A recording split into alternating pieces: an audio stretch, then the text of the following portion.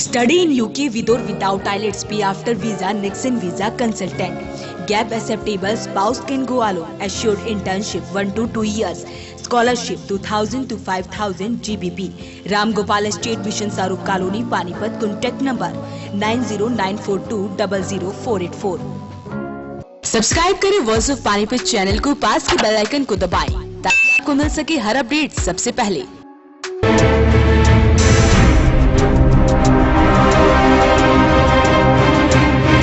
हथवाला गांव में लव जिहाद का मामला अभी थमा नहीं कि ऐसा ही एक मामला पानीपत के आजाद नगर से भी सामने आया है। लगातार आ रहे लव जिहाद के मामले से कहीं न कहीं सामाजिक ताना बाना बिगड़ने के आसार हैं। हथवाला में भी अभी भी माहौल गरमाया हुआ है।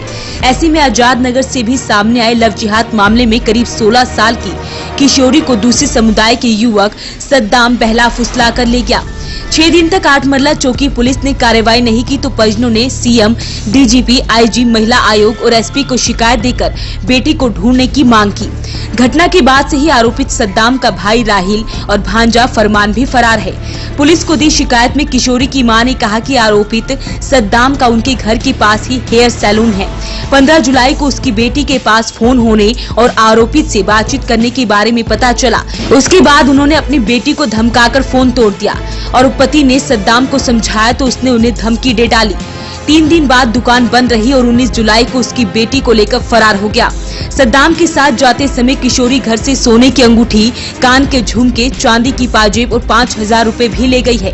आरोप है कि 8 मरला चौकी पुलिस को शिकायत दी तो गुमशुदगी का मामला दर्ज कर खानापूर्ति कर दी गई है।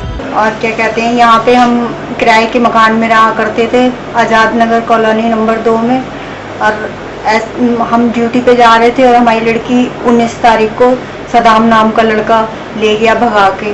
जब हमें पता चला तो हम घर पे आए और देखा, हमने सारे में ढूंढा, नहीं मिली। फिर हमने क्या कहते हैं रिपोर्ट दर्ज कराई पुलिस चौकी में, 8 बगला चौकी में रिपोर्ट दर्ज कराई। उन्होंने हमारी कोई सुनवाई नहीं करी आज तक।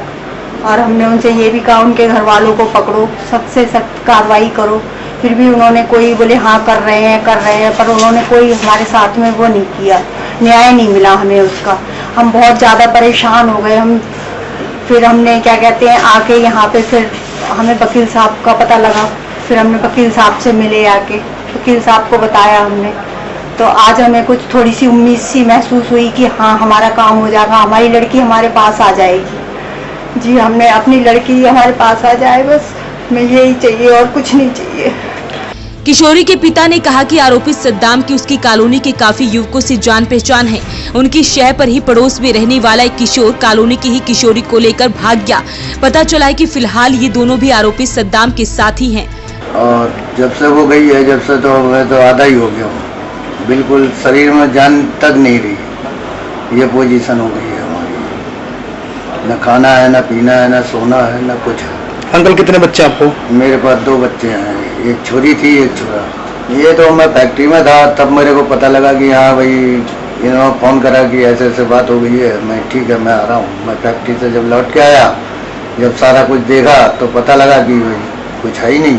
फिर उसके बाद मैं रेलवे स्टेशन गया। मैं सोची 5:30 वाली से कहीं जाते हों पैसेंजर से, तो उसके बाद मैंने सारी ट्रेन छान मारी, उसमें भी कोई पता नहीं लगा। उसके बाद फिर FIR करी, यहाँ से भी कोई अभी तक कुछ नहीं मिल गया। आपको कन्फर्म हो गया था कि लड़का सद्दाम ही लेकर गया उसको? हाँ जी, जब एक चीज़ पकड़ी जाएगी किसी के जरिए तो फिर तो भरोसा तो उसी से करना पड़ेगा कि वही है, और कोई तो है नहीं। जब वो ना दुकान खोल रहा है, ना उसके पता लग रहा है कि वो है कहाँ। जब इस समय एप्लीकेशन तो सारी जगह दे दिए है, SP से भी मिले हैं, वो भी देखो कह रहे हैं कि आपकी छोरी मिलेगी, चिंता ना करो। इनकी लड़की एक अपना मुस्कान जो अपना 16 साल की है, वो अभी बच्ची है, नादान है, तो वो अपना 10वीं पास है, 10वीं फेल है। वो अपना 16 साल की है, उसके मार्कशीट ये लेके आए थे मेरे पास, परेशान थे। इन्होंने मुझे बताया कि 19 तारीख को हमारी लड़की 1:30 बजे दोपहर को अपना कि सदाम नाम का एक लड़का है जो नाई की दुकान इनके पड़ोस में करता है, वो अपना यहाँ से अपना इसको लेकर भगा के ले गया। तो इन्होंने पुष्टि की, जांच की, पड़ोसी ने बताया तो उसकी दुकान भी बंद मिली। तो इन्होंने को दुकान बंद मिली और शक हुआ क्योंकि 2-3 दिन पहले लड़की को पास सदाम का मोबाइल पकड़ा गया था और मोबाइल पकड़ने पर इसकी मम्मी संगीत मुस्कान की सदाम को धमका के आई थी कि तू हमारा तेरा कोई मेल नहीं खाता, तू ऐसी हरकत मत कर, अगर तुझे मैं शिकायत पुलिस में कर दूंगी तेरी तो तुझे अपना सजा भुगतनी पड़ेगी। तो उसने ऑलरेडी इनको अपना तैश में आके इतनी बात सुनते इनको धमकी दी कि जान से मांग जो करना तूने कर ले, जिस तरीके से इन्होंने मुझे बताया।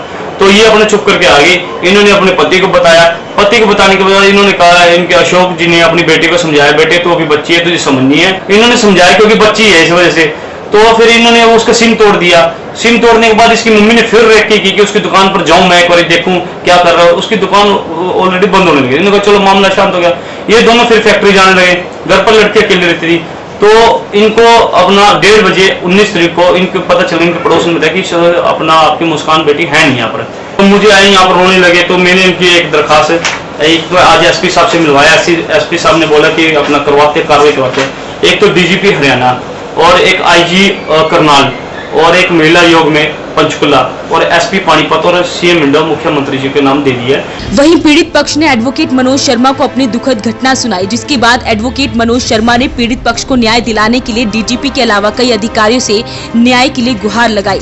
वॉइस ऑफ पानीपत के लिए कुलवंत सिंह।